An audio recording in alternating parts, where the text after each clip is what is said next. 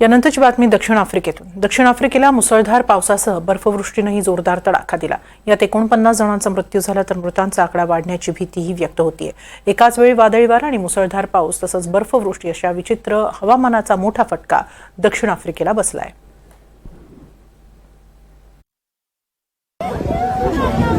दक्षिण आफ्रिकेत पुराचा हाहाकार, तीव्र थंडीसह मुसळधार पाऊस आणि बर्फवृष्टी। पुराच्या पाण्यात स्कूल बस वाहून गेली। दक्षिण आफ्रिकेच्या ईस्टर्न केप प्रांताला वादळी वाऱ्यासह मुसळधार पावसाचा मोठा तडाखा बसलाय। क्वाझुलू नातल प्रांतातही पावसासह बर्फवृष्टी झाली। आतापर्यंत 49 जणांचा बळी गेला। दरम्यान अजूनही मदत आणि बचाव कार्य संपलेलं नाही, त्यामुळे मृतांचा आकडा आणखी वाढण्याची शक्यता सरकारी अधिकाऱ्यांनी वर्तवली आहे। आता आपण इथे बसलेलो असताना दक्षिण आफ्रिकन पोलिसांना मिळालेल्या माहितीनुसार 49 जणांचा मृत्यू झालाय। जसं आम्ही सांगतोय, दर तासाला बळींचा आकडा वाढतोय। प्रत्यक्ष परिस्थिती फारच गंभीर आहे। प्रामुख्यानं दक्षिण आफ्रिकेच्या पूर्व किनाऱ्याला लागून मंगळवारी पुराचा तडाखा बसला। ग्रामीण भागात एकाच वेळी अत्यंत विषम वातावरण बघायला मिळतं। एकीकडे मुसळधार पाऊस, वेगानं वाहणारा वारा, तर काही भागात बर्फवृष्टी असा तिहेरी फटका या भागाला बसलाय। मृत्युमुखी पडलेल्या 49 जणांमध्ये 6 शाळकरी मुलांचा समावेश आहे। ढगफुटीच्या पावसानं आलेल्या पुराच्या लोंढ्यात स्कूल बसही वाहून गेली। मथात शहराजवळ ही घटना घडली। पुराचा सर्वाधिक फटकाही याच शहराला बसलाय। आणखी 4 विद्यार्थी बेपत्ता आहेत। पुरात वाहून गेलेली बस बुधवारी अधिकाऱ्यांना सापडली। दरम्यान पुराच्या तडाख्यात 3 मुलांना वाचवण्यात आले। मृतांमध्ये बस चालक आणि त्याच्या हेल्परचाही समावेश आहे। आम्ही ज्या स्कूल बस विषयी माहिती दिली आहे ती स्कूल बस सुद्धा पुराच्या पाण्यात वाहून गेली आहे।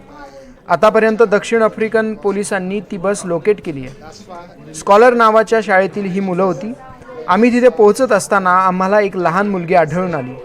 त्या आधारे प्रवाहाच्या दिशेने आम्ही शोधकार्य पुढे नेतोय। मदत आणि बचाव कार्य गुरुवारीही सुरूच होतं। अजून किती लोक बेपत्ता आहेत याबाबत कोणताही आकडा देण्यास अधिकाऱ्यांनी नकार दिलाय। पुराच्या तडाख्यातून वाचलेल्या कुटुंबाशी संवाद साधून त्यांच्यापैकी कोणी बेपत्ता आहे का याचाही शोध घेतला जातोय। आम्ही पूर्ण शक्तीनिशी मदत आणि बचाव कार्य करत आहोत। प्रत्येक कुटुंबाशी संपर्क करत आहोत। आम्ही पुन्हा एकदा मृतांच्या कुटुंबाविषयी आमची संवेदना व्यक्त करत आहोत। मथाथाच्या रहिवाशांना आमचं आवाहन आहे की त्यांनीही आम्हाला बेपत्ता लोकांची माहिती द्यावी, जेणेकरून शोधकार्याला हातभार लागेल। अभूतपूर्व अशा पुरामुळे शेकडो लोक बेघर झालेत। मथाथा परिसरातल्या 58 शाळा आणि 20 हॉस्पिटल्सचंही नुकसान झालंय। अनेक घरं अजूनही पाण्याखाली आहेत। गाड्या आणि गाळ पुरासोबत वाहून आलाय। दक्षिण आफ्रिकेला नेहमीच विषम हवामानाचा फटका बसतो।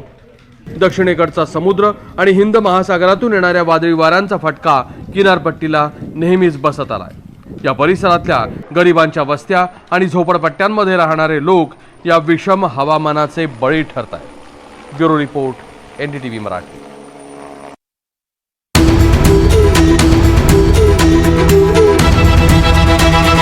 हे आहे NDTV आणि आपण पाहत आहात NDTV मराठी।